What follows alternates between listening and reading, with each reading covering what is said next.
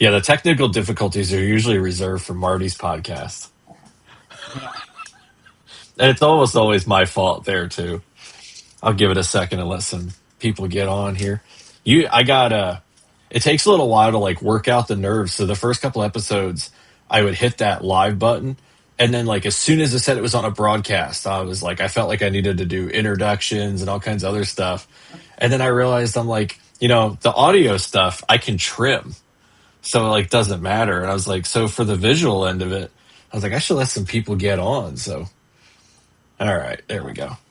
Hey, what's up, everybody? Welcome to this week's Campfire Conversations podcast. Little bit of a hectic start. I got into the backstage very late, kind of lost track of time, and we had to get Ethan's microphone working, but we're up and going now, and we're here with Ethan Jett. How's it going, man? Pretty good. How about y'all? Not too bad, man. It's the weather here was phenomenal today, which makes sense because I was at work, and it's supposed to start raining as the weekend comes in. So go figure. Oh, Thad Moody Outdoors is here. He's already got a question. He wants to know if you're fishing the Power Hour in April. Yes, sir. It's out on Gunnersville. You know I'm gonna be there. Is that the native one? Yes, sir. Yeah. Yeah. It has become one of my personal. I shouldn't say personal mission. It's more of a business mission. It has become my business mission that like one of these years, be it next year, the year after, I will crack Trash Panda decals into the nut that is the native events, like native Queen City, Yeah. like such great group of people and everything. I'm gonna get Trash Panda in there if it kills me. Thad said he can't really hear you. Can you hear me now? Let me get a little closer. I was a little bit away. Is that better, Thad? Well, Thad might be losing his hearing too. He's getting up there. Hey, And I that I have bad hearing too. I shot a deer when I was 16 out of the barn, and I still hear it every now and then. I've got that what do they call that? The tetanus? A little better. Yeah. Yeah, Thad's just a little better. Yeah, that's I've what it's called. I've got that tetanus. I never say it right. And Kelly always makes fun of me saying yeah, Thad, we know you're 34. That's old. Kelly Yeah, always makes fun of me that I don't know how to say tetanus or tinnitus or whatever it is. And I'm like, I've heard doctors say tetanus, but I've had it. I know how to spell it, Thad. Spelling it don't do me any good. It's still tetanus. I think it's tendonitis. It might be. But Yeah. I got it coming back from Orlando last May, I think it was, May or June. When we were on the descent, I don't normally get pressure too bad because I chew gum, I take Sudafed, but the pressure was getting real bad on that descent. And no matter what I did, it wouldn't go away. And I felt like my head was going to explode. And when we landed, I couldn't even hear out of one of my ears. And like both of them were ringing. And it's Oh, never gone away. Like the hearing came back, but the ringing is forever. yeah. I can kind of understand what the military guys are talking about. Like, I didn't get it the same way, but I get like the whole freedom rings thing now. Yeah. Yeah, I still hear it to this day, even after I shot that deer out of the barn. Whew, I Was it won't. a good? Was it a good deer? Nah, it was a doe. It was a little doe. That was the first year I ever was hunting, and I was like, hey, It was the last day of season. I'm like, I'm getting that one. I think I haven't hunted in. Well, I haven't deer hunted. I want to say three. I think this past November was like the third season I had not done it. Um, I think I'm going to start again. I stopped doing it because I'd rather be fishing. Yeah, But then I realized I'm not out fishing either because it's too damn cold. So I think I might do the deer hunting thing again this year. I love it. I don't think I could ever stop deer hunting or turkey hunting. Turkey hunting's coming up. I cannot wait. Bad thing is, it's the best time of year to go fishing, so I have to juggle that a little bit. But It might be the best time to go fishing where you are. It's certainly not over here in Missouri. By that point, it's well, not always. it'll I be was April. fishing in November and December this year. Yeah, well, this is April, uh, mid-April to end of May. So You guys can hunt in the spring, like yeah, deer. turkey hunting. Oh, oh, oh. Yeah, I've actually never been turkey hunting. It's on my list. Oh well, come on to Tennessee. I'm taking two folks this year, so just come on. Yeah, I might have to do that next year. There's a coworker because I'm right on the border of Illinois. Yeah. I'll probably end up living in Illinois here soon, which feels wrong, but he's in Pike County, Illinois. Which, if you hunt deer, you're probably well aware of Pike County. And he's got turkeys, and he's just like, "Come on, man, we'll put you on one." Turkey hunt seems fun. From what I've always been told, turkey hunting is pretty easy up there. Down here, and Thad can talk about it. We hunted them to extinction in the early 1900s, and they've in the 70s and 80s Hmm. kind of brought them back. And it's just they're hard to kill down here, but it really humbles you when you get outsmarted by a bird with a brain the size of a walnut. They do seem quite smart. The meat eater guys talk about them all the time, and I remember Steve Rennell saying something like, "In Arkansas, you can't hardly find a turkey."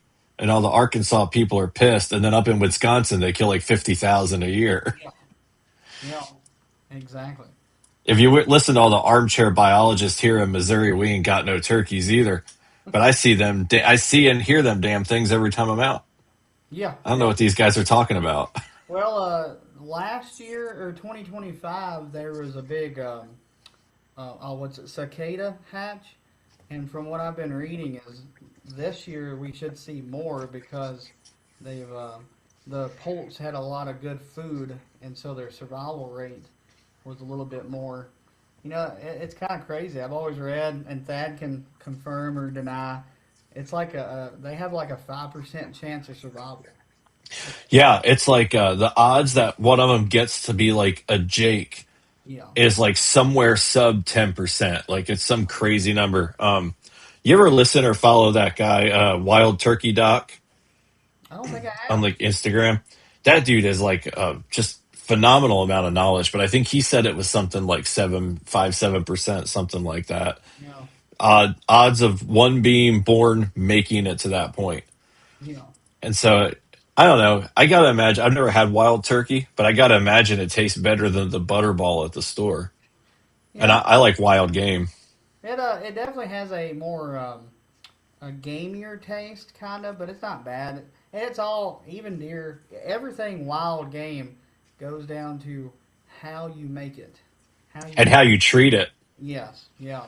Deer try to be real clean and not get any of the fur on it and stuff. So Hey, what's up, John Wilson? Yeah, I'm always entertained by the people who say that like deer tastes super gamey or deer isn't as good as whatever. But the same guys saying that are the same ones that shoot a deer, drag it out of the woods without gutting it, toss it in the bed of the truck, and then they go drive around and stop at the Casey's and the Wawa and everything else so they can show everybody the subpar 4 point they shot. And then they get home, they finally deal with the thing, and they're like, "It tastes gamey." Well, yeah, the guts were in it for 6 hours while you drove it around town. yeah, exactly. I don't eat any fish, so I can't really say, people do that all the time with fish as well. But as soon that's the way you prepare it is a ton of how it tastes leading up. I But love eating fish. People are always saying bass don't taste good. Bass are phenomenal. I You've never had a bass? no, I'm not a fish eater. Like I've had crappie and Hmm. bluegill and catfish. It's just I'm a meat and potatoes kind of guy, like beef and but Yeah, still I'm a big boy, so me too, buddy. Me too. I got fitted for my suit for the wedding, and the girl told me to stop sucking it in because I like just out of habit. She's like, "Stop sucking it in because you ain't gonna get any skinnier before the wedding." And I'm like, she's probably not wrong. yeah. Uh, I'm a big meat eater too. My father-in-law, about to be father-in-law, man, he hooked me up. I've never, what's up, Yak Bass? I've never gone bird hunting, mostly because I don't trust myself to shoot the right duck. Like when those things are flying by, I couldn't tell you, oh, that's a this or this is a that. This one's legal to shoot. That one will get you in jail. Like I wouldn't be able to tell you. So I don't shoot birds, but he does. Like he's a big bird hunter. and he got me. Uh, what was it that he gave me? Snow geese brats. Can you hear me? Yo, yeah, I can hear you. My for some reason my Oh, you're froze up. Look at I'm you. froze up, but I can still hear. So we can just keep on going. I love that picture of you. You might as well save it.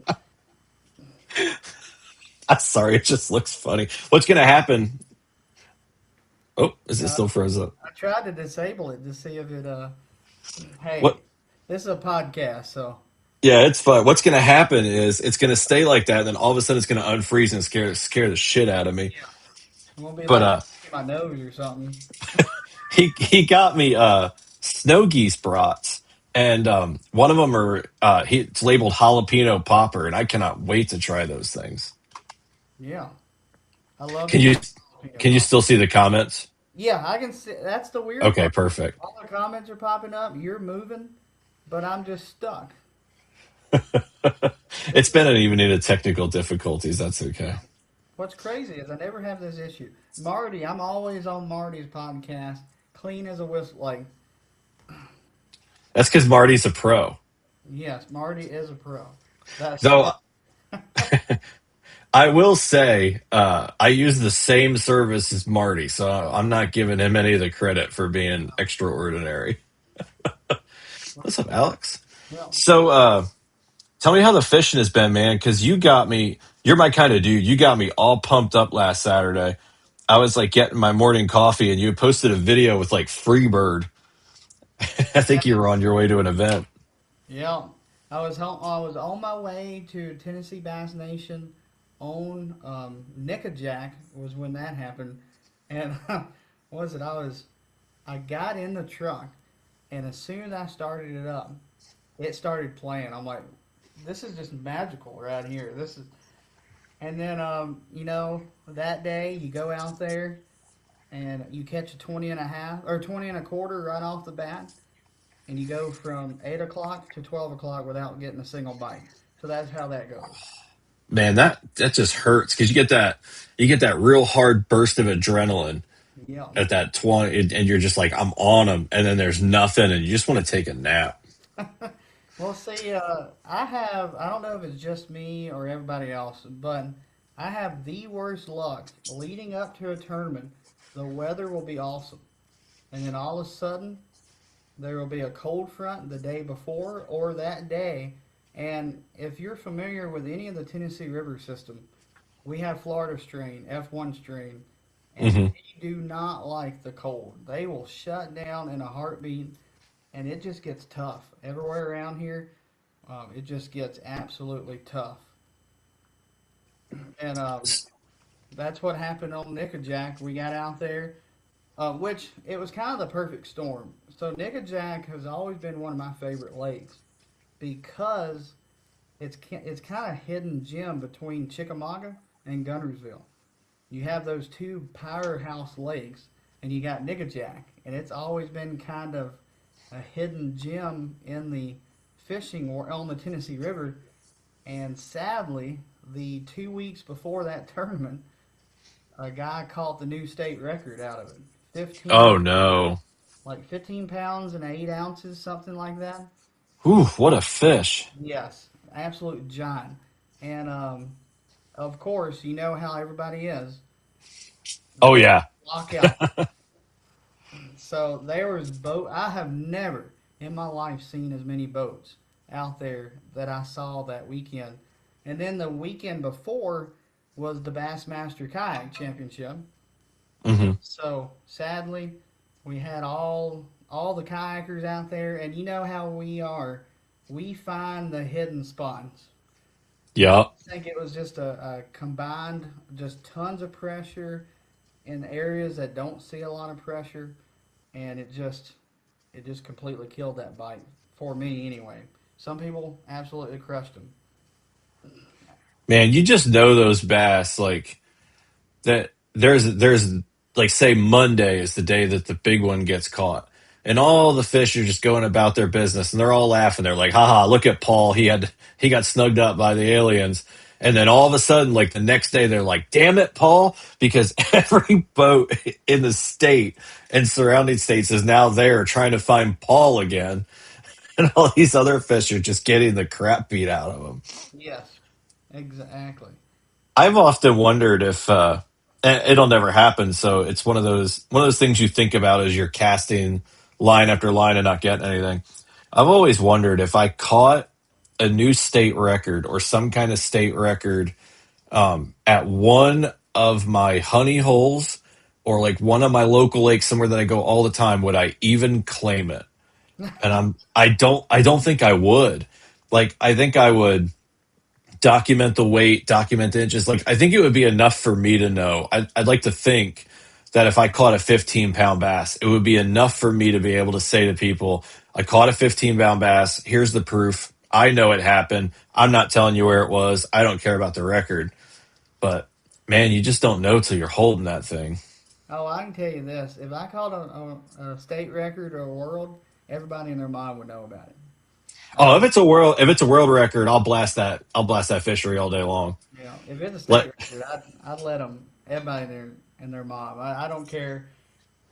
I want that. It'd be all. You know, just think about the YouTube side of that. I Oh, caught that's that. true. That's how my mind goes. You know, being a content creator. Yeah, you're not wrong. I feel like I've been doing YouTube for this is my sixth year. I started in 2020, and I'm convinced that if I caught we'll just go excessive. Let's say I caught a 50-pound largemouth.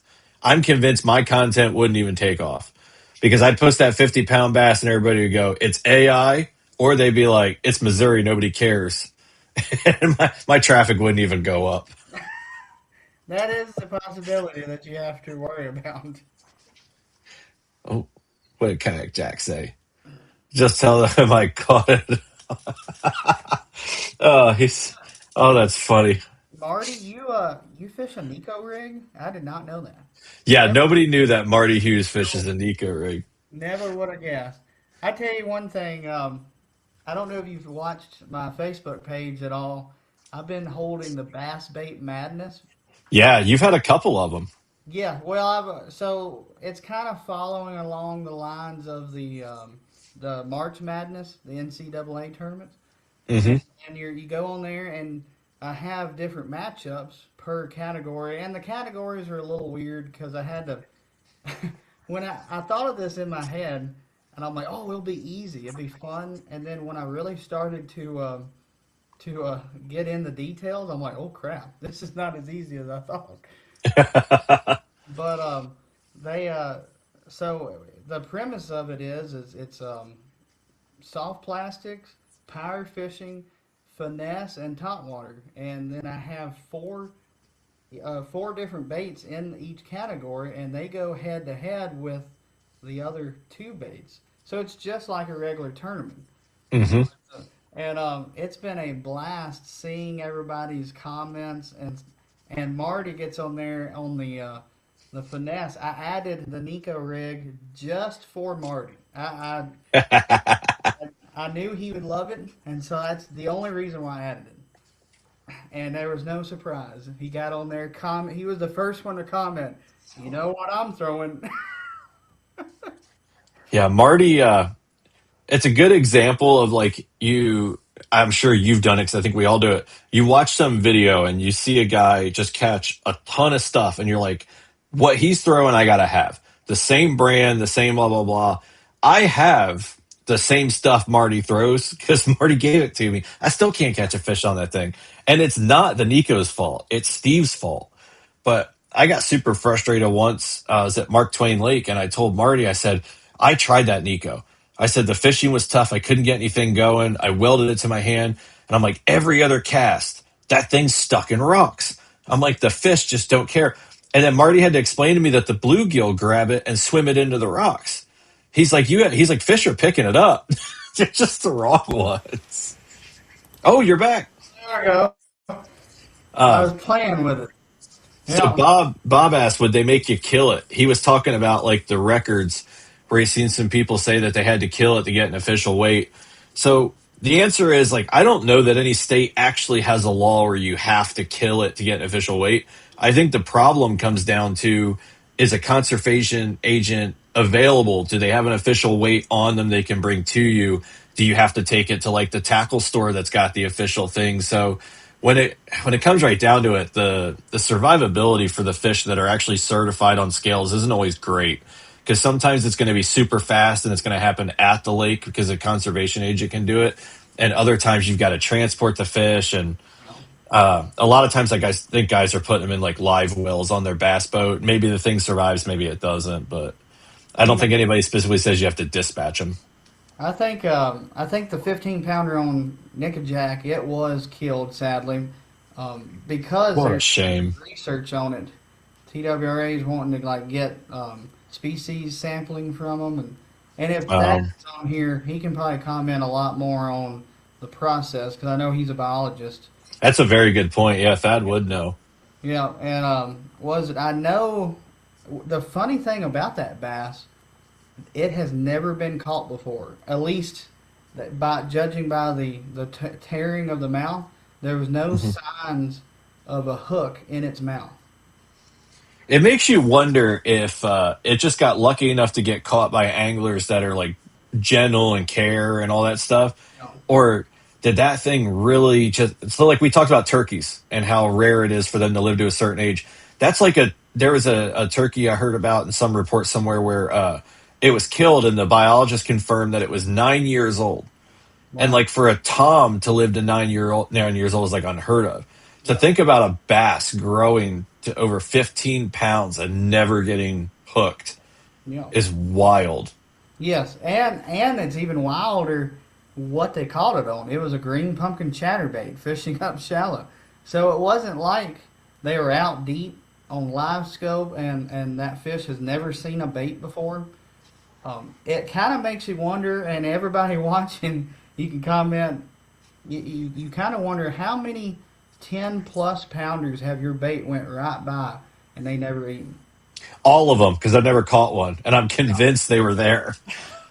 I man, I love a chatterbait bite. I had a fish that I lost because I forgot my net at home, and I was fishing with my buddy, and we've gone back and watched the video, and you can get just a glimpse of this thing as it breaks my line and my heart. And so in the friend circle, they have kind of determined that it's probably about 8 and 8.5. Oh, nice. But to me, it will always be a double digit because I was in my bona fide RVR, my 119, Yeah. and I threw that thing up on a dam and I'm facing this way and I'm fishing it. When I hook into that thing, the front of the kayak just like swings around and the line's screaming. And I was running late that morning. I didn't have my net. My buddy's hooting and hollering and it's just busting and busting. And I got it like near the boat and I had that moment of, all right, do I like Kristen Fisher this thing and just grab it by the face, which I've never done? Or do I just flip it into the boat, which I've done a million times? And I was like, well, and like in that, there's that moment where you don't even make the decision. Yeah. And I just kind of reel down and try to flip it. And as I make the motion, it goes for a run and just snap and it's just gone. And I have fished, it was on a jig, and I have thrown that same jig in that same spot on the same day every year for the last 2 years. Never going to find that fish again. That We was all my 10 know, pounder. we all know it was only 4 pounds. By you, Well, you know. before the YouTube videos, everybody would have been like, "Ah, it was a log." Yeah, yeah. But That yeah, it's a painful clip to watch, but I watch it often. yeah. I was at Possum Kingdom and I had a similar. It was probably like 8 pounds, nine, on a glide bait. Big old the Chad shad just came out, and we're Hmm. in Texas on Possum Kingdom fishing the Bassmaster kayak series, just a regular event, and I threw a glide bait. The first time ever throwing it, caught a 20 and a half right off the bat. I'm like, okay. Went around to another dock, coming through there, chopping it, and I seen this bass come up and swipe at it, and it was huge. And I got it all on camera, and it's all you can go and check out the YouTube channel. You can watch it, and I missed it. I was like, oh! I threw back out that same dock, and I hung into either that one or one of the same size. It jumps up. The mouth on it was this big. It was huge. It jumps up, and you can watch in the video the Chad shad fly right out of its mouth. Oh, it Yeah, gave you the old Michigan hello. yeah, yeah. I wanted to flip it, give it the old Tennessee hello.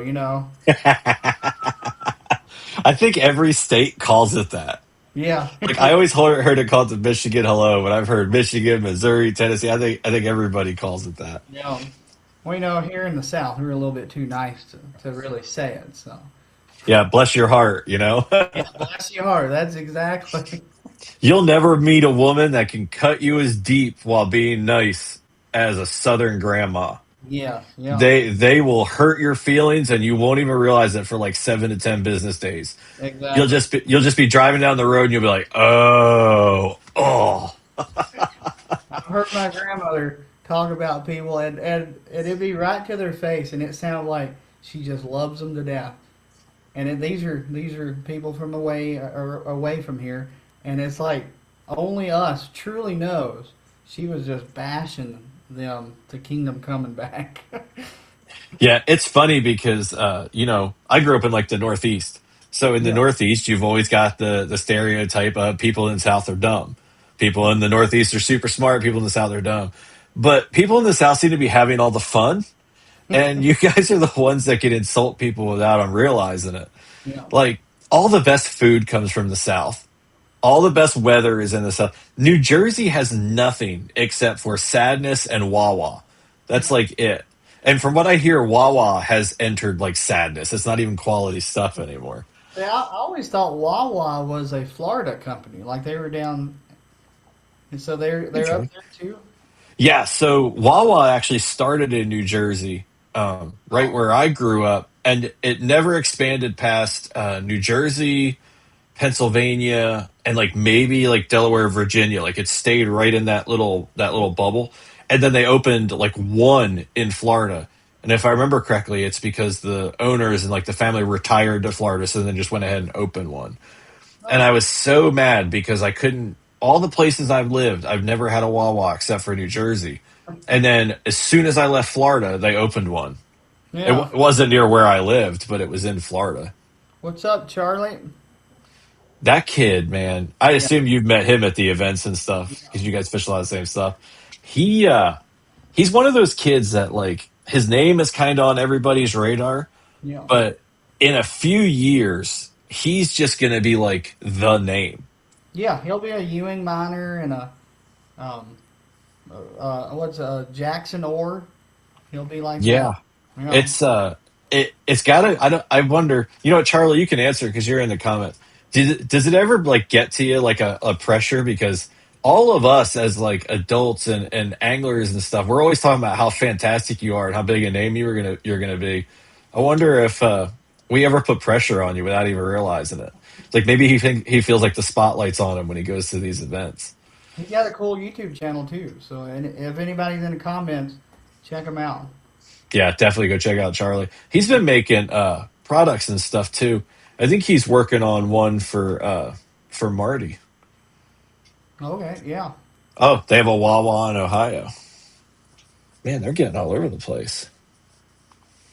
Yeah, they used to just be stuck in like the Northeast, but man, you used to be able to go there and get like a gallon of lemonade for like $1. Like this great roast beef sandwich. You could go get like in New Jersey in the '90s. God, it makes me sound old. You could really for like $20 really go get messed up and then go to Wawa and get well fed. Like there's a lot of delinquency that was sponsored by the cheapness of eating at Wawa. I won't make you really feel old. You ready? I was born in '98, so I didn't experience the '90s really.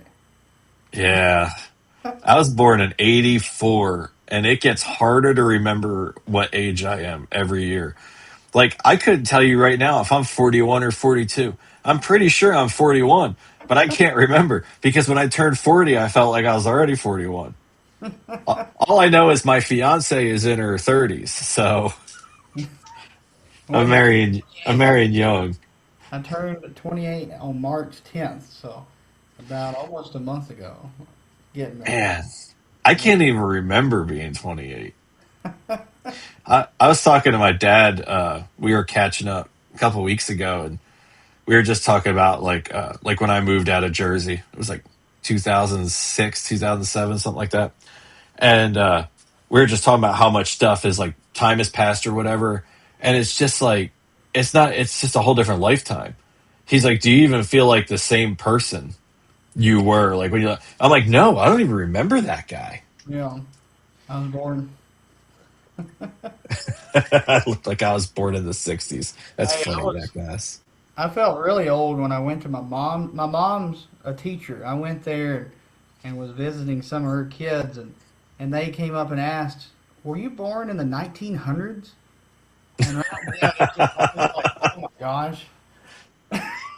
I you know it's crazy. Like I remember when I was in grade school, it being a huge deal when we could play Quake or Unreal on the school computer because Windows 98 had come out and this was like the greatest technology ever. And it's like when I think about playing Doom, it makes my back hurt. Like kids these days are like, "What's Doom? Isn't that screensaver?" Not hey, they know what Doom is now because they've remastered a lot of those games. Oh, have they? Yeah, yeah. If they They remaster Half-Life, I'm gonna have to play it. they might have really. I'm not sure. I've never played. I've always been anybody on the comment. I've always been a Halo guy and a Call of Duty guy. So You know, Halo is a sore spot for me, man. I was uh I was blindsided is a good way to put it. So I never played that's not true. I played some Halo, but I yeah. didn't pay attention to the storyline, any of that stuff. So then I was aware that a Halo TV series had come out Oh, at some point.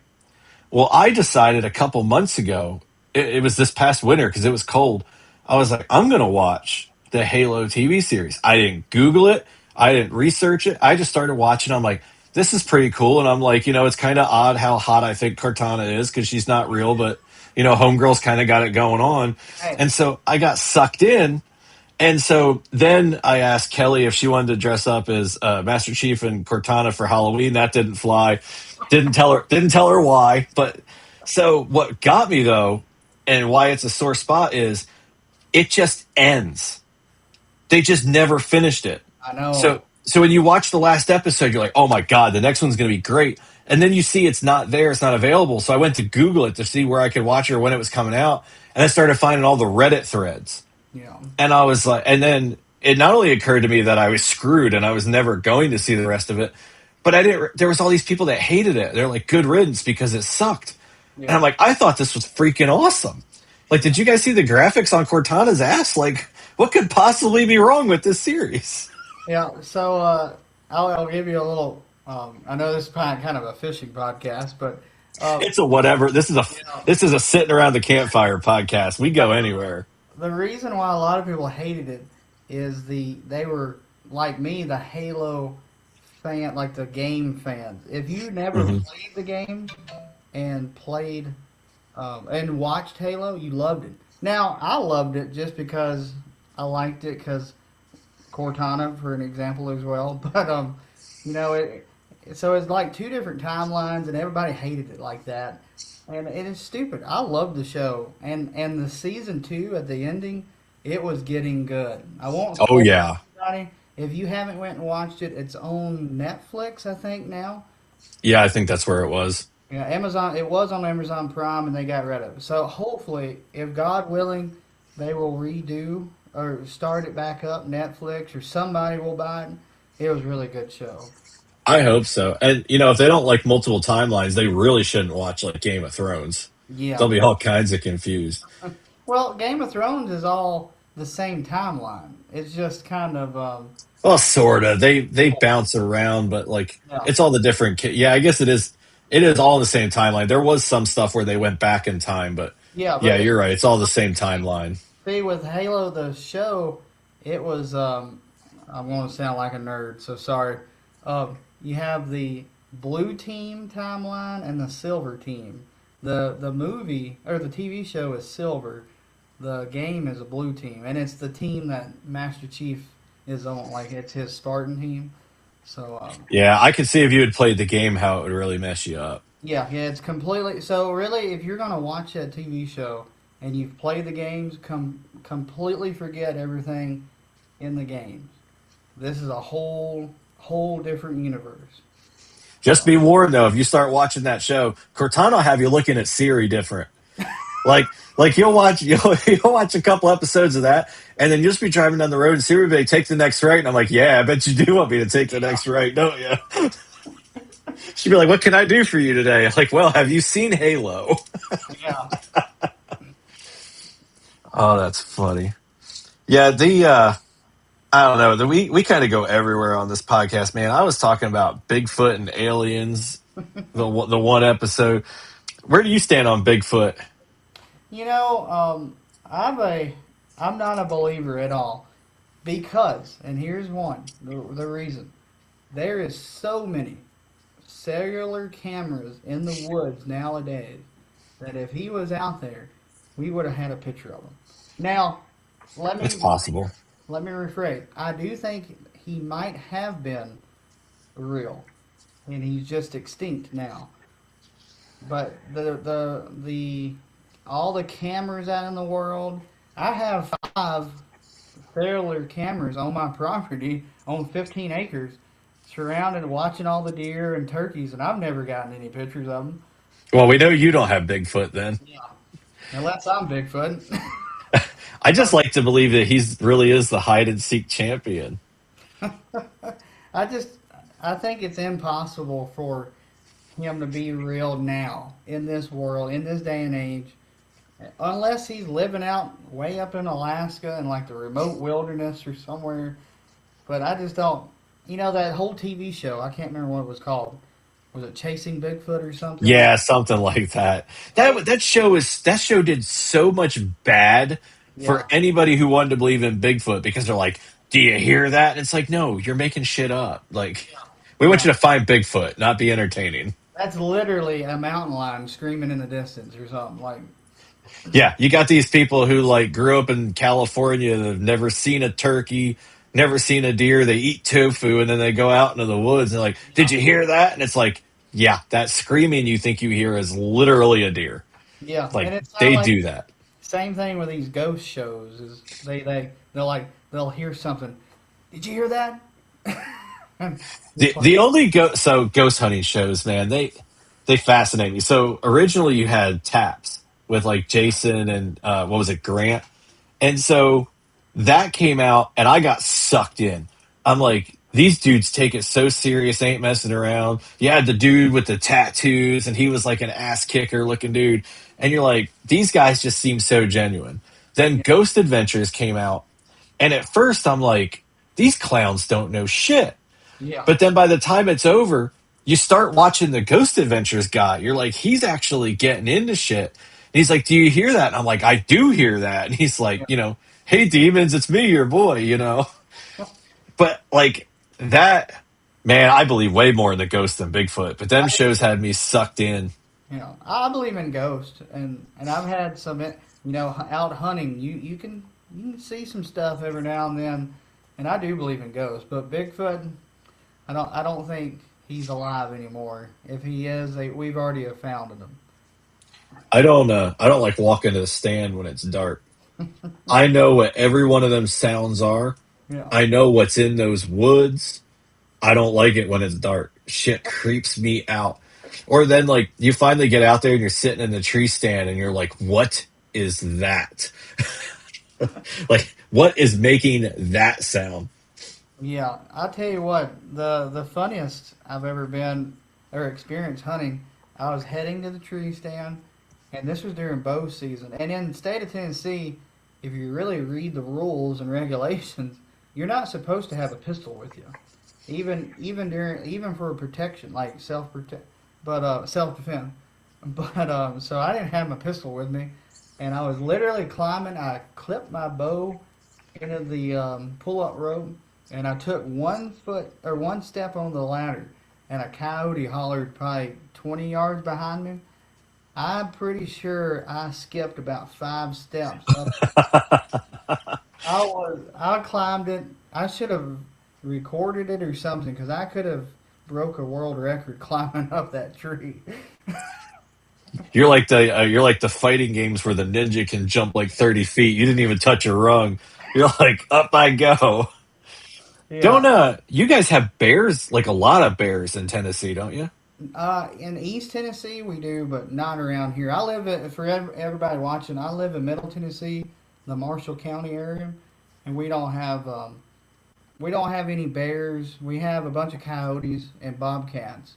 Um, TWRA has not confirmed nor denied the existence of mountain lions here.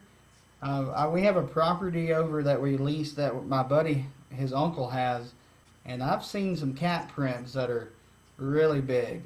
It cannot be a bobcat, and it has to be a mountain lion. So I've The never. mount the mountain lion thing is weird. There seems to be like there's a group of conservation because there's two different sides. There's the conservation people and there's the people. Yeah, There's conservationists that like agencies that are like, yeah, we got them, we're going to manage them. There's the ones in the middle that are like, yeah, like maybe whatever. And then there's the other ones that definitely have them, but they're like, we don't have them or they don't say anything. And I can't got to imagine that Tennessee's got them.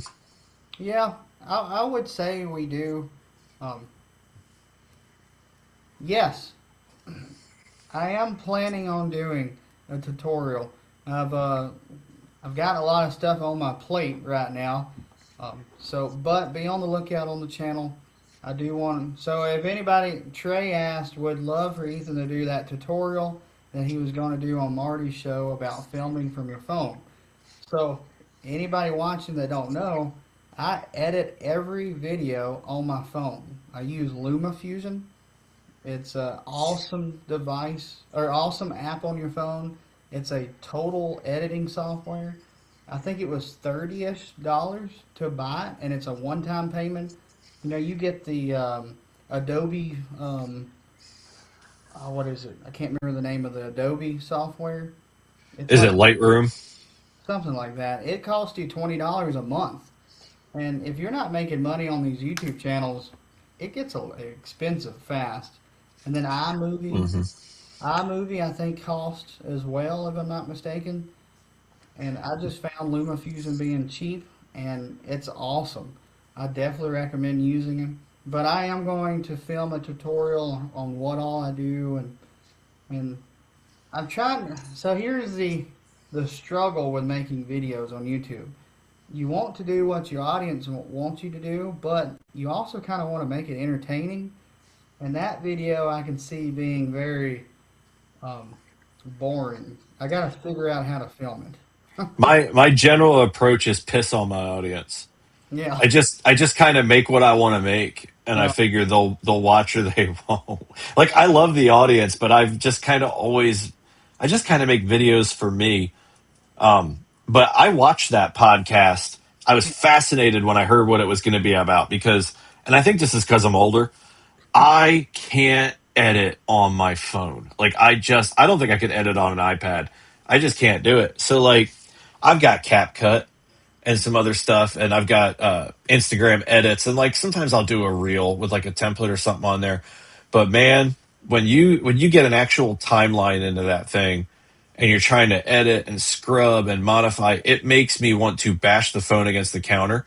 And you're so good at it. And somebody like Trey, like I know he's been waiting for that video because Trey films everything when he does film, which isn't as much as he should, on his phone. Even though I gave him a GoPro years ago, that it was an outdated GoPro that I want to say it's a Hero 7 that he's got. I Uh-huh. gave it to him years ago. I don't think he's ever even turned it on. But Trey is like he is the he's one of my best friends. He's in my wedding. Trey is he is like the strangest, most entertaining yet somehow normal, not normal dude ever. He is literally like YouTube breakout star waiting to happen Wow. because he's just fun to watch and Yeah. he's just funny. I mean, the dude gets out there and he sticks his tongue in one end of the fish and his finger in the other, and it's not always the same end for either one.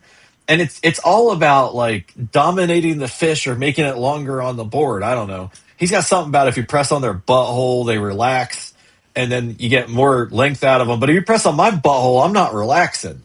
Nah. So he's just a funny dude. He'd really benefit from that video. Yeah, throw up his, what is his YouTube channel name? He doesn't even have one. Oh, I okay. don't think he. So he's got Recovery Outdoors, which honestly is about so much more than content. Yeah. He helps people get through addiction and tells his story. He's overcome a lot and done some great stuff. And he actually did an incredible podcast with Driftwood Outdoors.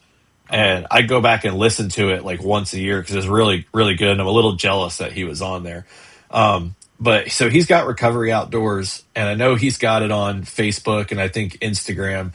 I don't know that he's ever actually pulled the trigger on the YouTube channel, Yeah. but he should Yeah. because he would do really well at it. And I always tell him, I'm like, just start because what's going to happen is when he does start and then he starts to enjoy it and get a handle on it, he's going to be like, man, if I would have started years ago, Yeah. I'd be here. Yeah. And that's one thing I kick myself in the butt. I had a YouTube channel when I was in high school, like freshman, with my buddies. It was called LTD Outdoors, Living the Dream Outdoors. That's a And good name. yes, yeah, I still have it. And a little sneak peek, it's coming back. That's going to be my hunting channel with my fishing. So I'm going to have two. I like it. Yeah, and with YouTube, the reason why I don't want to do it on my channel, on the Jets fishing side, is YouTube doesn't really like hunting content a lot. It can kind of censor it. Yeah.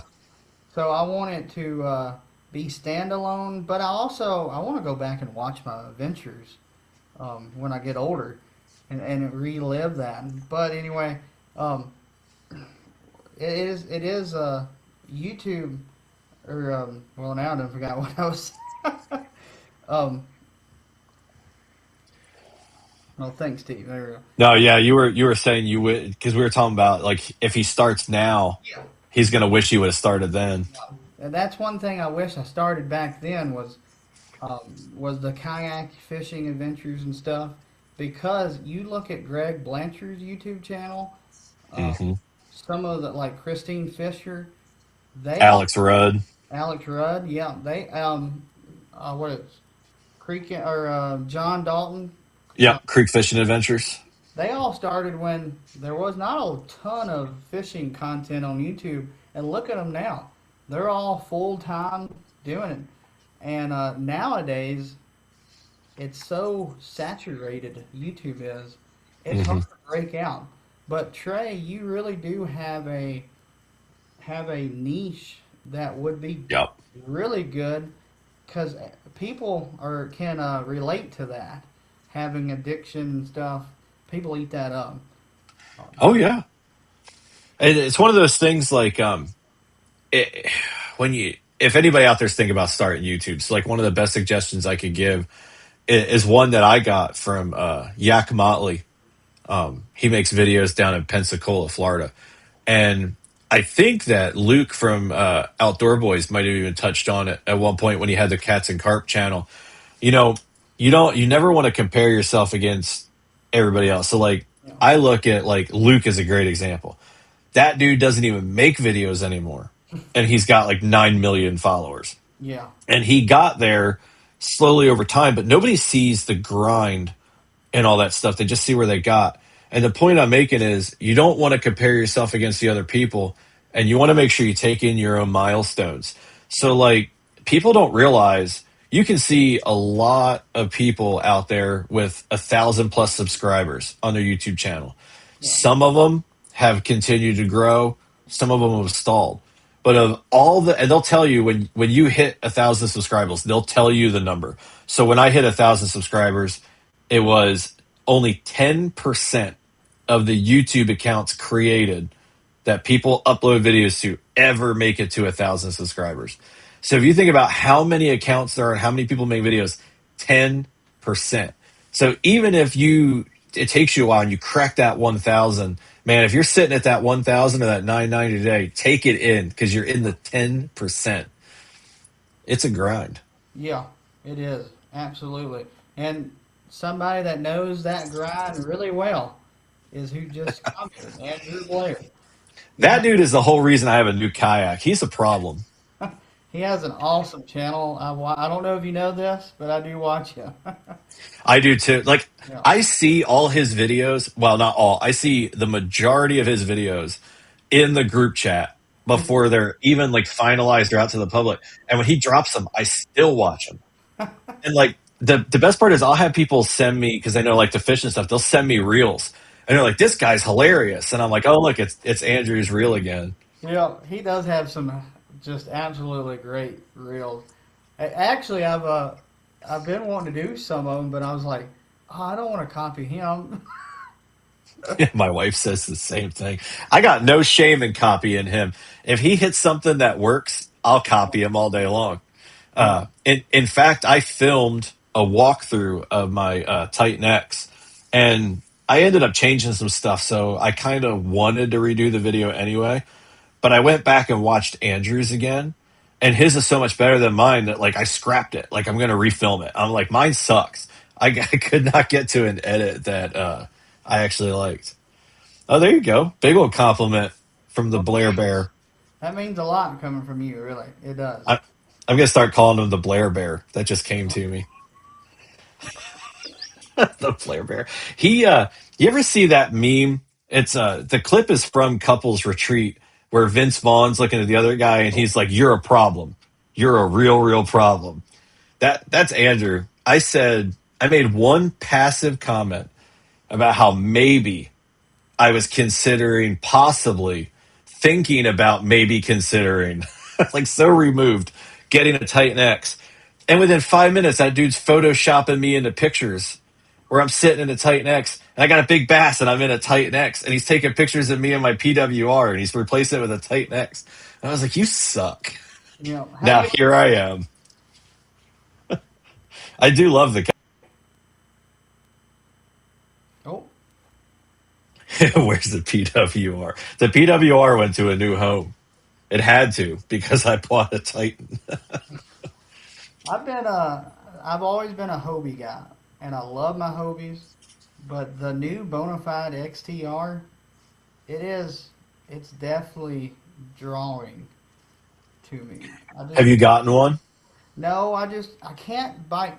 So every time I think about it, Old Hickory last year in the Tennessee Bass Nation, I was fishing and my motor died halfway through the day. I don't know. The controller went out on the Newport, and Hmm. I should have stayed in that area, but I didn't. I left that area and I went 2 miles away, and I had to pedal. And I was thinking, what if I pedal? I very seldom fish around the boat docks, and I'll go along two, three. I've been 6 miles away from the boat ramp before, and I've always been scared. The reason why I've not pulled the trigger on the XTR is getting somewhere that far and having a motor issue. You're That's why you need two motors. well, see, Steve O, one of my good buddies. He's the tournament director for Hmm. Bass Nation and the Bassmaster Kayak Series. Um, he uh, he is adamant on not allowing two motors. Yeah, I know there's some trails out there that don't let you do it. Yeah, I, so here's the thing about the kayaking community that is it's kind of hurting us really is the money spent. You know, everybody's always been into the reason why everybody gets into the kayaking is because you can go get you an $1,100 kayak and be able to go and compete. And I can Hmm. see with all these people getting, live scope came into play a couple years ago. So people are spending, people have 10,000 plus dollars in their kayak now. And it's pricing out a lot of the beginners and the lower, the people that don't want to spend that kind of money. It's becoming bass boats. Yes, it's coming, it's pricing everybody out. And that's why you see a lot of people, Marty has a tournament that, doggy paddle that's Yep. only That's bare bones. You see a lot of these bare bones tournaments starting up, Yep, and I Moyak has one now. okay, Joshua Booth here in Missouri started the grassroots series. yeah, They just did one this past Sunday. Um, they allow paddles and pedals. That's pretty yeah, much it. No other electronics. yeah. See, so that puts everybody like me. I don't have live scope, but I do have a motor and a depth finder. So that makes us have to go and fish for them, the live scoping guys. But I do see, and that's the reason why Steve. That's what Steve-O's point is. He doesn't want to price out the little guys, like the guys that are just now getting in it, that don't have a lot of money. I don't have a lot of money. I've been very Mhm. lucky with sponsorships that has helped me out a ton to be able to get my setup. And it's just, I can see us getting to the point of it's pricing the average blue collar guy out of it. See, I don't. I do see his point. I don't think two motors is a threat. The much bigger threat is the individual motor itself. Like one of the biggest threats to kayak fishing right now, in my opinion, is the force current. Yeah, Because Garmin comes out and they're like, here's this motor that is like what, almost 4 grand if you get all the stuff for it. And as soon as I saw it, I said, the problem with this is people are going to buy it. And yeah, when people buy it, you give the company no incentive not to do it again, raise the bar. They're selling those things like hotcakes. yeah, The next force current is going to be even more money. You got I want to say it's the Lowrance Ghost that's like 3,000 something dollars, or the new kayak one. I don't know. There's too many now, but the power pole motor, they're all way too expensive. yeah, So for what the force current costs, I have two motors on my kayak. My XI3 and my 180 combined didn't cost me what that force current costs. yeah, So like when I did the PWR walkthrough, it was interesting because when you look at it, I'm a poor dude myself. So like when you look at my kayak, it looks expensive, yeah, but it's so dang frugal, like it's not even funny. So like the Titan, it's got two motors on it. The XI3 has had four kayaks under it. I had it with my Pro Angler. I had it on something else. I had it on the PWR. Now it's on the Titan. And yeah, I bought it used off eBay for like 600 bucks and put new gaskets and stuff on it. And that thing has been a workhorse. So like the NK 180, I got it for $500 with almost no use on it because I just waited for the right deal. So for basically $1,000, I got two motors. I've got, my crate is a source crate, so it's a little more expensive because it's metal or whatever, but all the stuff bolted to it is either from source crate or I 3D printed it myself. A yeah, lot of the stuff on there is stuff that I like 3D printed. The wiring, I did it all myself so that the majority of the components are not like you could spend so much money just in the wiring by yeah, going out and buying, like I have a distribution hub, but you could go buy the hub and all the wires that they include with it and this part for it, this part for it. Next thing you know, you got 800 to $1,000 in making your lights turn on.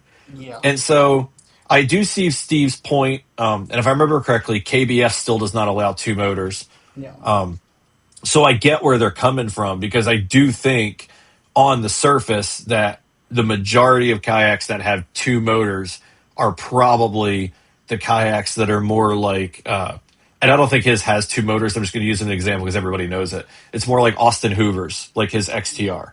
That thing is wild. I love it. I'm not hating on it. Every time I see people comment just buy a boat, it makes me chuckle. Um, but I mean, like for the money he that's has, a, he could probably buy a boat. for sure. Yeah, So I do kind of see the point with the two motors, but man, I don't even think that's the biggest threat. But it is cool that the TD of like one of or the largest yeah, kayak trail, depending on which way you want to look at it, has the mindset of, hey, this crap's getting too expensive. yeah. Because it is, but man, it's such a self fulfilling prophecy. And I don't think you can put the cork back in the bottle at this point. No, yeah, I don't think you can either. The other reason why he had two reasons I've talked to him about is safety. You know, we're already loading these kayaks to the max that it can hold, and adding. Somebody will go out there with a cheap Sun Dolphin or something and add two motors to it, and they'll flip it, and sadly they'll either get killed or they'll sue the organization. So it's kind of a liability, safety liability as well, and that's the reason why I think Bass has probably talked to him to tell him like we do not want the liability of that either. So Yeah, that's fair. I like when the dudes go out with the stripped down kayaks and wax people. yes, yeah, I want to say I think it was Dane Lewis here a couple years ago that was paddling and went out maybe on like Palm de Terre. There was somebody paddling, I think, on Palm de Terre that went out and won like the whole thing. I feel like the Eco 250 may have been won or almost won by somebody with a paddle not that long ago. yeah, Like that's what I try to tell people. It's hard too because we have some great groups on Facebook, like kayak fishing freaks, kayak fishing beginners, Wendell's groups. They're yeah, great groups. Some of the people in there are wild. It's like feral cats, yeah, and I try not to fight with people for two reasons. One, I don't want to invest the energy in fighting with people. But two, now that I own a business that's prominent in kayak fishing, I don't want to like make anybody feel alienated or anything else. But like you don't have to spend a ton of money. So like a good example is somebody posted they were looking for I can't remember what product it was, but it was Vever. And I jumped in the comment sections and I was like, listen, Vever is solid. Like it's a budget brand, yeah, yeah, but it is absolutely solid. They make great products, rebrand great products, whatever combination thereof, and it lets a lot of people get some good stuff at like an affordable price. hmm, And within like 30 seconds, I had somebody like Vever's shit or laughing at it or like you don't know what you're talking about. It's like no, like seriously, like it's good stuff. Like you don't have to hate on it just because you spent a lot more money on like XYZ. You yeah, know, you don't have to hate on the new guy who doesn't know what he's doing and is asking a simple question. Somebody else posted a PFD that was made by Vever. And I was in the comment section. I'm like, look, I love Vever. I would not get a life jacket from Vever. And also, I don't think it's Coast Guard approved. yeah, So, like, they're not always perfect. Um, but you don't have to spend a ton of money. And on the flip side of that, and I'm kind of rambling, but it's a two-part thing. On the flip side of that, I also try to tell people I don't like the saying buy once, cry once, because it implies that you should buy like an expensive kayak. But I've been doing this for 32 years. I have invested money into bad plenty of times. So, like, when I see the guy with the sit on top sun dolphin who's putting the outriggers on there and trying to build the motor mount, I'm like, man, I'm here for it. I yeah, did the same thing. But I also know that in the end, it doesn't work out. It doesn't hold up. It doesn't last. And you end up putting all this money into, say, a sun dolphin, trying to make it like a Hobie or a yeah, bona fide or a native. And all you end up doing is just flushing that money away. But they feel this pressure. They see everybody else doing it and they can't go out and buy that kayak and that motor right now. And they want in the game, and so you guys got to know that you can get in the game without the motors and everything else. They yeah. don't help you catch fish. We've had a guy in my local grassroots trail, KBFTN. He's won back to back, I think 4 or 5 AOI titles, and he was paddling a bona fide SS 127. Such a great kayak too. And on top of Who that, is it? Paris Edwards. Oh yeah, yeah, I know Paris. And on top of that, he didn't have a live scope for a few times. He didn't have a depth finder at all. So it just kind of tells you you don't have to be. The biggest thing is you need to get out there and practice. Put time on water. Hmm. That's where it's at. The other stuff's almost a distraction. Yeah, true. If I'm not gonna say you can't go and catch a lot more fish with live scope, but you gotta go and you got to practice with it. You can't just go and show up at a tournament and sit there and pan around and catch fish. It's not. It's Yeah. not. It's not making the fish bite. So you got to get out there and put your practice in. And that's what I'm not. I don't have live scope, and this is a hot take. I don't care. I don't care if people have live scope or people don't. Nope. This our in the world right now of bass fishing, it is such a heated debate that Dylan Nutt, he's local Yep. to Nashville. They have ringed him just completely. If he didn't have live scope, he wouldn't have won, dude. And this is somebody sitting there on his couch, haven't been fishing in 5, 10 days. He's like, you can't. He's out there every day fishing, putting the time in. And if you go out there and put that time in, you can learn how to fish and be as good, maybe even better than them. But Well, and we're all anglers, and can you just imagine how big it must feel for Dylan to like have that moment, and then all these people are just hating on him and acting like assholes, like they're all just a bunch of jealous crabs in a basket, man. Like, get over it. yeah, that's Charlie just said I bought Target 2 and my wallet is hurting.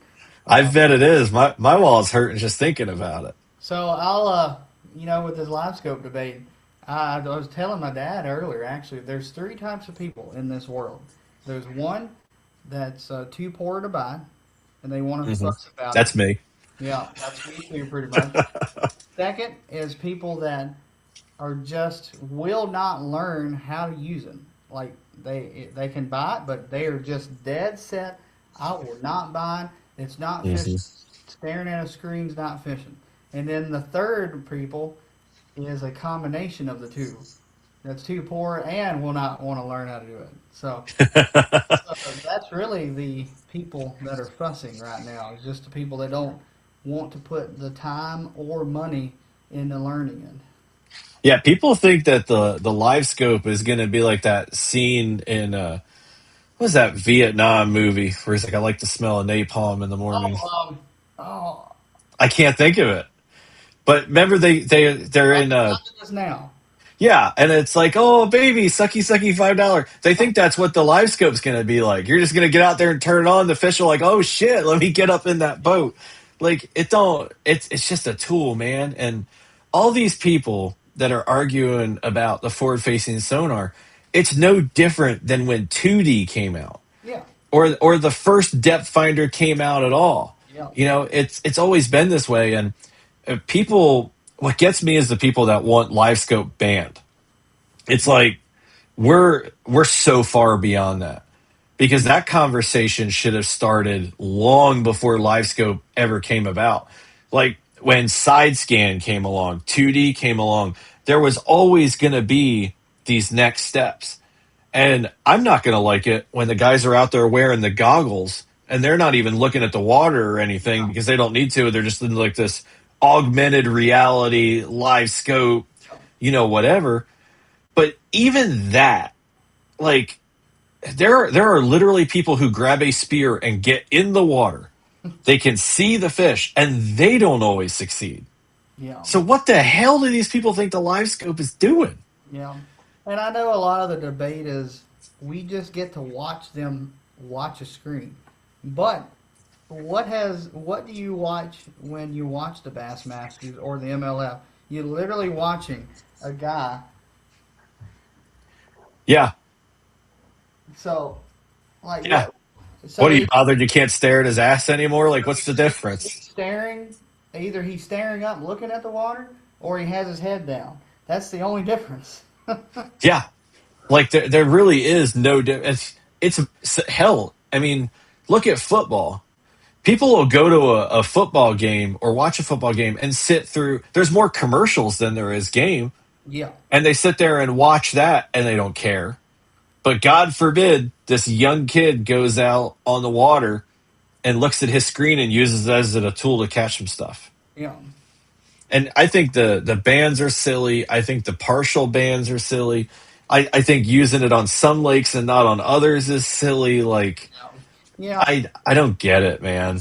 Yeah, I kind of like the using it on some lakes and versus the others, and it has nothing to do with forward-facing sonar. It's just the ability to see is that lake fish is better deep or fishing traditional like out there fan casting. That's an interesting take. You know that's what I like to see because at Gunnersville, it was cool to see them going back to the basics, throwing that or the rattle trap out on the flats. Uh It was huh. cool to see that, like, hey, those old baits or those old techniques, they can still catch fish. Kind of like what Thad said back in the comments. We missed it earlier. I've been waxing the scopers in recent tournaments, so it's not like you don't have to have scope to get out there and whack them to Yeah, win. that's it's an interesting take. Maybe I don't hate mixing it up. I hadn't thought about it that way. I like to see it, and definitely. So they did that coin toss, and there's some lakes that they're going to go to that have been known for being a scoping lake that they're not going to use scope. So it's going to be interesting to see who can adapt and be able to fish. They always say that Trey McKinney, he's kind of Hmm. he's a younger guy. He wouldn't be able to win all this without scope. Well, he finished second at Gunnersville, fishing the old way, throwing that rattle trap, chatterbait. So it's cool to see that. It's not like these guys grew up on scope. Like No, it's not like scope came out and they're like, you know what, I think I'll be a professional fisherman today. And they just no. went and bought it and started catching fish. Like they were catching fish and they were good anglers long before live scope came along.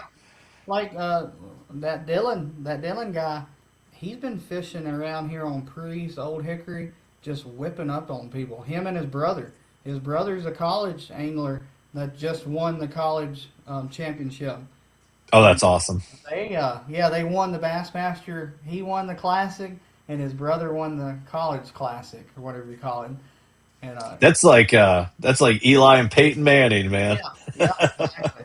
And what's cool is, if nobody's been really researching it, is Dylan's the first guy in 32 years to have qualified through the Bass Nation, which is a grassroots. Um, Hmm. Anybody can go and fishing. He qualified through that for the classic, and he won. There was one other guy in all of bass history that has done it, and that was 32 years ago. Who was that? I don't know. Somebody I else. was waiting for you to drop some like legend's name and be like, oh I, yeah, look at that. I never heard this guy. I did know it, like right after the classic, but I've done forgot. Hey, you should be happy that a youngster like me knew the movie Apocalypse Now. Yeah, I could see. I'm too old to remember things that quickly, You so know, I couldn't recall that's it. one of my favorite movies. I love that scene. You smell that? You smell that? That's napalm. Love the What smell of napalm in the morning. do you think? Or maybe they already are. Is Bass the kayak side? Are they restricting the forward facing at all? No, Steve-O has put his foot down on that as well and saying that he won't restrict it, which it's I good. get that. People pay for it and they want to use it. So Yeah, what's going to be interesting is the states do actually start banning it, I don't. which I don't think it's going to happen. But Thad had to really educate me on harvest and the way that works. Because so in my mind, it was always if the state of Missouri says you can go out and catch say 30 crappie a day per person. Yeah, In my mind, that means if everybody who buys a fishing license goes out and goes to this lake and harvests 30 crappie successfully every single day of the week, that okay, there's still plenty there that they've accounted for that. And I didn't realize that like that's not really how the numbers shake out. So at first I was like, I don't see how it could even hurt harvest because people still have to stop at their limit. But I didn't realize that like it's not really built into the math for so many people to be successful. So I feel like somebody, maybe it was Mississippi, had already kind of restricted it or something like that. Oh, Joe is on. I bet oh you know Joe. yeah, the community has gone away. We might as well pack it up now. I don't know Joe terribly well. I don't talk to him as much as I talk to Holly, but that's she does stuff with Trash Panda for me, and No. it's cool to make some different products and stuff with her. I would say you're Team Holly then in the I first am. date. I don't. Here's the thing though. I'm Team Holly, and I don't even know why.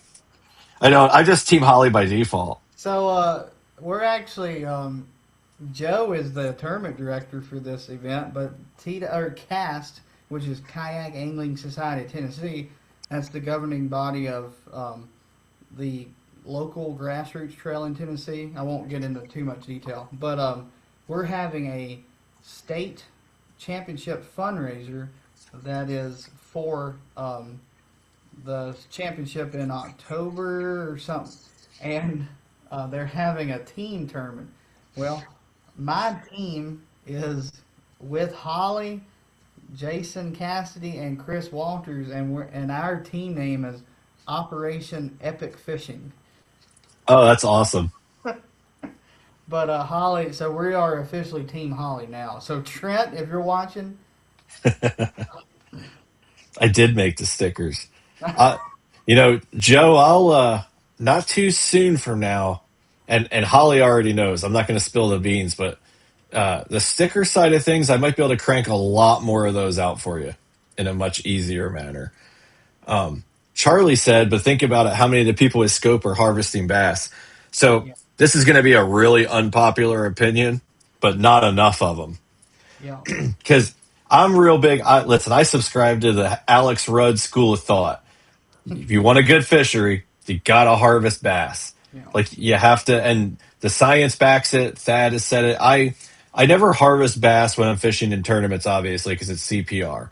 But yeah. when I'm out fun fishing, if I'm wanting fish that day and I'm not catching other stuff, and I get one that's in the size limit, I throw one in the cooler. I really tick some people off. The one time I had real good success with a video, I was smallmouth fishing, and I Oh, had already planned ahead. So I caught a smallmouth, and it was like 13 and change. And I told the camera about how it's the perfect size to harvest. And I even said something like smallmouth bass just taste better because of their skin color. And then I made it look like I threw it in the cooler, and I had harvested a largemouth that I then threw in the frying pan. So like it cut to the fillet going into the frying pan. People were pissed. I shared it to the Ozark smallmouth group. I got kicked out. I'm not in the Ozark smallmouth group. I got kicked out. I had to I still see the posts every now and then, but I'm not like I can't comment. Like it doesn't say I'm joined and I can't comment. So like I can view it, but I can't do anything else. And I never even cooked the smallmouth. I let it go. But it just really pissed them off. Oh, there's Holly. now we definitely have to go. Holly has just entered the chat now. Holly will mess up a chat real quick. Yeah, but Man, that girl catches some fish. I know that's why I wanted her on my team. She that PB smallmouth of hers is just like Yeah. I could watch the clip of her catching that thing all day. What a tank. You know what's funny is I was talking to her and she's like, I've never caught a smallmouth. I'm like, do what? Like, you gotta go. I can't remember where she caught it, but I'm pretty sure, was it on the pink bait? It might have been. I think it was a pink worm, wasn't it? Maybe. Pink worm? Okay. Well, we have, She she'll tell us. I think that was the first smallmouth she ever caught. yeah, probably was. She's that lucky. Let me say that. She is that lucky. My first smallmouth was like was 2 years ago. It was like 14 inches. But a few casts later, I caught the second smallmouth at 19 inches, and that was my PB until this last December. Oh, cover up her name. Her work doesn't need to know that. We're not a popular enough podcast for employers to be busting anybody, except maybe me. But I'm not on the clock. Pink chatterbait. Yeah, that's what I Yeah, thought. that's my kind of fishing right there. Chatterbait. So I've I've got some I've got some like pink and white chatterbaits I picked up, and I've got the Morning Dawn MRE from Tactical Fishing, and I'm really thinking that might do something for me this coming Friday when I go out doing a I little bit of practice. I've never thrown the Morning Dawn chatterbait up until the Nickeljack event. and that's what I caught that 20 and a quarter. And since then, I've caught the last two times I've been out, I've caught like four or five off of it. So I'm like, you know what? There is something to that.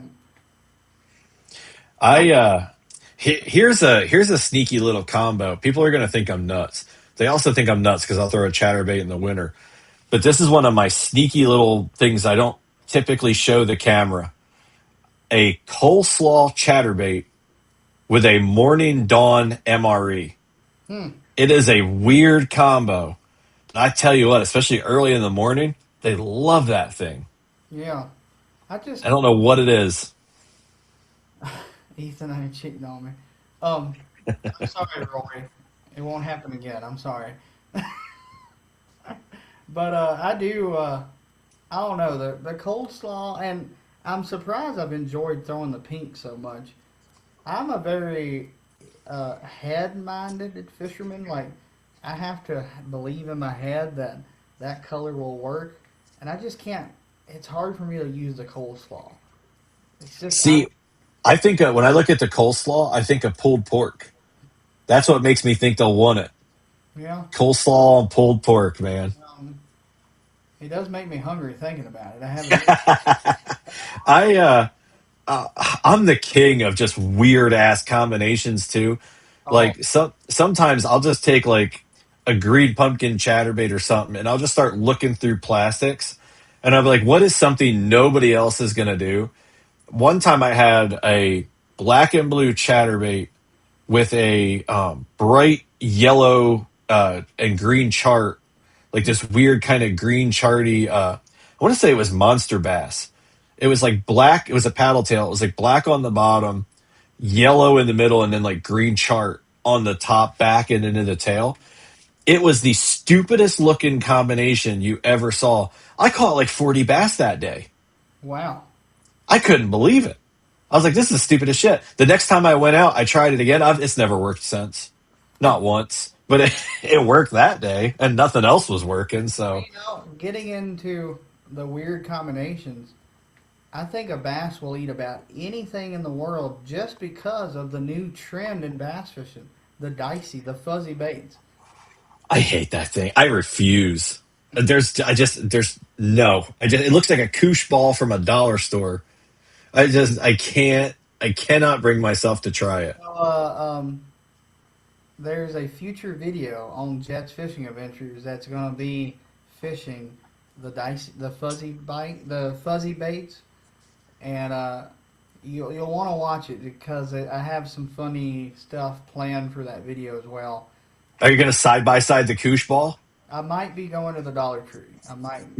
If that works, that would be fantastic. I Well, mean, to be fair, that one guy got a bass to eat a cell phone. It was an iPhone something.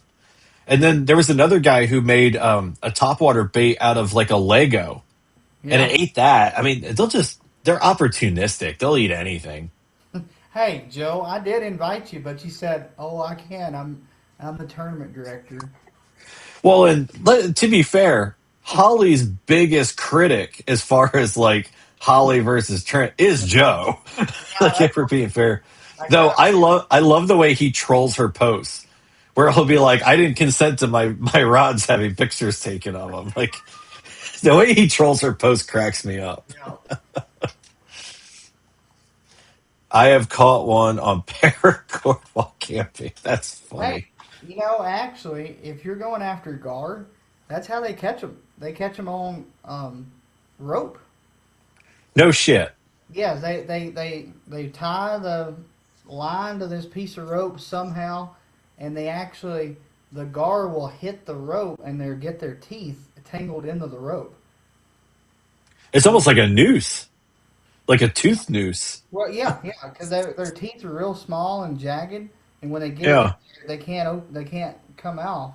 Now, my Huh. thing, I guess people are keeping them when they're fishing because I kind of feel bad about how do you get them off and throw them back if you with all that rope they'll die pretty much. So I guess they're using them as catfish or something. Yeah, like I know you're not a fish guy, like an eating guy, Yeah. but man, gar on a fire. Like I've never had it fried, but I have caught them and then cooked them over like an open flame with butter. So good. And there's a lot of meat on those things. It's just you need some tin snips to get to it. I didn't know people actually ate gar. Oh yeah, it's like a thing. Okay, huh? Yeah. See, Oh, Charlie, that's crazy. I can't believe you didn't know that. Nah, man. You know, it's funny. I grew up fishing saltwater. Oh, So until I moved out to the Midwest, I never really fished lakes. And when I did, pretty much just went after catfish. hmm. So like I was out catfishing one day, God, close to like 10 years ago now. And I caught what I assume is a largemouth bass because at the time I wouldn't have been able to tell you if it was a largemouth or smallmouth. The thing was massive. It's probably the biggest bass I ever caught. But I couldn't tell you what size it was, what it weighed. I just remember being so mad that it wasn't a catfish. The Yeah. fight was incredible. I got it up to the bank. It ended up getting off the hook and getting away. Like once I got it up on the bank, it flopped back in the water. But I don't remember what species it was, what size it was. Couldn't even estimate it. I was just so mad it wasn't a catfish. So like, there's been times. Mark Twain Lake has restriction on channel catfish now, and I caught a channel cat. The thing was blue, and I was harvesting. I remember being out there. I was pulling up the MDC app while I had this thing in the net in the water because I was trying to ID it because it looked to me plain as day channel cat all day long, except that it was blue, and I didn't know that channel cats could be that color. And so I'm sitting there with the MDC app and the picture of the fins, and I'm like, "Hey Bob, is that you?" You know, like my freshwater fish knowledge is fairly limited in all honesty. You know, you're talking about you've saltwater fished. Have you ever used the straw rig, the bubble Yeah. rig? You know, we were catching mackerel off of a McDonald's straw. Yeah, they're I think the saltwater fish are almost more impulsive, Yeah, especially with like poppers. Anything can be a popper. yeah, yeah. You could pop with a flip flop. I want to do a video. That'd be hilarious. Do a video of going and just outlandish baits and just trying. That's one reason why I want to do this fuzzy bite, a fuzzy bait video because I want to Hmm. see. I just want to see what you can do. I've always said that I want to take something like a pool noodle and make like a 6 foot long buzz bait. See if something will eat it. Like just something ridiculous, or like a croc, like a top water croc bite Well, you know, would they be. bass do eat snakes, so the baby snakes, you know, they're quite long. They're 5, 6 inches. Yeah, some of the snakes around here are a lot longer than that. They try to get in the kayak. Yeah, well, that's the adult ones. I don't know if they eat an adult snake because you know they're quite a bit quite a bit bigger, but I can I see. wish they would. I don't mess with nope ropes, man. I'll start attacking them with the paddle. I like that the Titans got those nice paddle holders Yeah. down the side because I'm gonna turn around and grab that thing and I'm just gonna start beating the water. It's gonna be so much easier trying to get it out of the bungee on the side. So This- we'll talk about my. So I'm not really afraid of snakes. What I'm afraid of are frogs. Cannot stand them. no kidding. I'm terrified of frogs. And I bring this up all my live streams about like my yearly live streams Uh celebrating, huh. and I am terrified of them. There is a reason. I was probably 2, 3 years old. My grandmother was putting me in this float at my aunt's pool, and there was a big old toad on the side of it. I was screaming, screaming, kicking, and she just kept putting me in it. And I've been terrified of them since. Listen, no judgment for me, man. I'm afraid of lawn gnomes. I don't like them. They freak me out. And Kelly has lawn gnomes everywhere. She's got lawn gnomes for every holiday, every season. They're on the mantle, they're on the door. I don't like them little things. Like our compromise is we don't get the ceramic ones. Like because the true blue lawn gnome that like goes in the garden that's like ceramic, that's the one that's going to come alive and kill you. I don't know if these little beanie baby ones or anything are going to, but I am not screwing around with no garden gnomes. I'll you. It doesn't matter if you smash it, burn it, bury it. I don't know how you kill them things. One day they're just going to come for all of us, and we're doomed. if our new house has a neighbor that's got like an army of those things, I'm not gonna be able to go outside. I'm gonna need a panic room in the house. I'll never go kayak fishing again. I'm gonna be in there just locked up looking out for these damn garden gnomes. It's like Yeah, it's gonna be like signs. the toy soldiers movie, it's like Yeah, you know. it's gonna be like Talking Tina on a Twilight Zone. No, I no, don't mess with no, no, garden gnomes. no, no, no.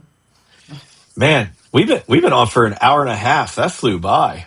Yeah, I didn't even realize it. I think we'll wrap it up. But yeah. man, I appreciate you coming on. Tell everybody how to find you and find your videos because you make good stuff. Yep. So on YouTube, it's Jets Fishing Adventures. I've been doing it for actually 3 years in January. So this is my going on 4 years. You can find me there on Instagram. It's Jets Fishing Adventures as well. No, yeah, Jets Fishing Adventures as well. TikTok is the same, and then Facebook is Ethan Jet. It's been a very fun trip. I've been kayak fishing for 9 years now, and I've just loved it. The community is like none other. We're very you get out there and definitely in your local grassroots stuff. It's just Oh so yeah. that you might not see the guy all year like all the during the off season, and you pick right back up right when hmm it's just cool. I'm a car guy too, and the car community is the same, and it's just awesome. So And that's honestly, that's a big part of why, everybody involved in the kayak fishing stuff, you got to push back against the negativity on these groups and stuff. Like, don't feed it. Like, the kayak fishing community is one thing, and it's like just like truly special and amazing, and it's not representative of a lot of the stuff that we see online.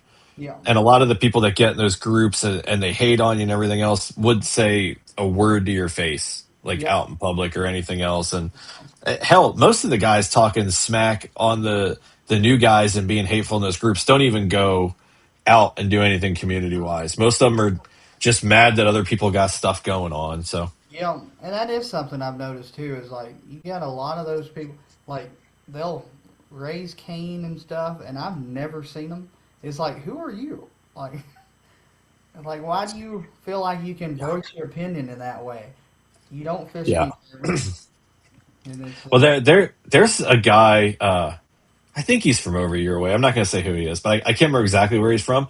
But he ends up in a lot of our local stuff, not fishing it, just commenting, yeah, and he's just kind of a tool. yeah, And every time I see his name pop up, I'm like, man, like you ain't even from here. Like my name pops up in groups all over the country because if I don't pop up in there, I get tagged anyway. yeah, Like my products are everywhere, so like I'm in. Sometimes I get tagged in stuff. I'm in groups that I don't even remember. Like they remember me. It's just it's hard to keep track of it all. But like there's some guys that are literally just out there joining every kayak fishing group they can, whether it's groups for discussion, tournament trails, whatever, and they're just out there to seed the negativity and stuff. And yeah, don't feed into it. But yeah, definitely go check out Ethan's stuff. He makes good content, and if you're a content creator, you're definitely going to like it when he drops that video. How about edit on your phone? Because it's impressive the stuff that you can do on the phone yeah. and not want to smash it and like actually enjoy it. I import all my stuff into the computer and I do it in DaVinci Resolve, and Okay. I I got my little tour box over here. I don't. It's not going to reach, but I've got a tour box with the dials and stuff, so I can like run the timeline with one hand, and Yeah. I couldn't do it on my phone, so it's pretty impressive. Joe said, "I bet you're in a few weird groups too." Oh, we know that. We know he's in some weird ones. Yeah, definitely. All right, man. I appreciate you coming on. Well, I thanks. appreciate everybody that. Yeah, thanks everybody for tuning in tonight. We'll get the audio version uploaded not too long after this, and we'll catch you guys on the next one. Thanks for tuning in.